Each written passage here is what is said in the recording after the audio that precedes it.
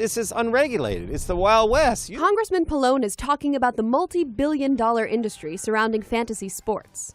It's booming, with leading sites FanDuel and DraftKings raking in millions in entry fees. And thanks to a loophole in a 2006 anti-gambling law, none of it is regulated. We didn't want to burden groups of friends that get together to have friendly contests and see who knows most about the sport. They're calling on Congress to re-examine the Unlawful Internet Gambling Enforcement Act, which cracks down on online sports betting but counts fantasy sports as legal.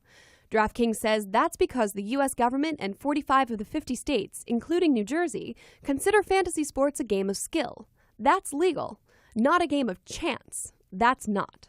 When you have such a large industry with little federal or other oversight, there is nothing to guarantee that the level playing field that is so central to our society is in fact level.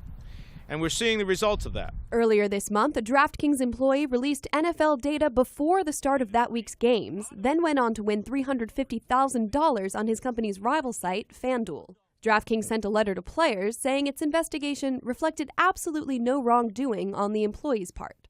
FanDuel says there's no evidence indicating the contest was compromised or that non-public information was used for unfair advantage. They've since barred their employees from competing on rival sites. Lawmakers say that's not enough. It's like an employee from one corporation using inside non-public information about his corporation to make stock trades with another financial institution. Menendez and Pallone wrote a letter urging the FTC to look into claims of fraud and deception. The New York State Attorney General launched an inquiry into whether employees of the two companies used inside information to the detriment of players. And a class action suit was filed in federal court.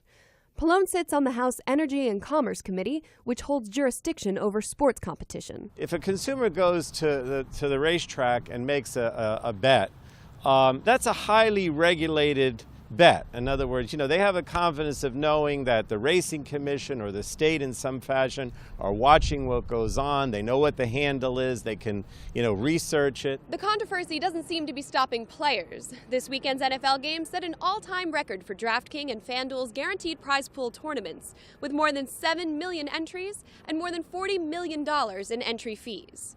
In East Rutherford, I'm Erin Delmore, NJTV News.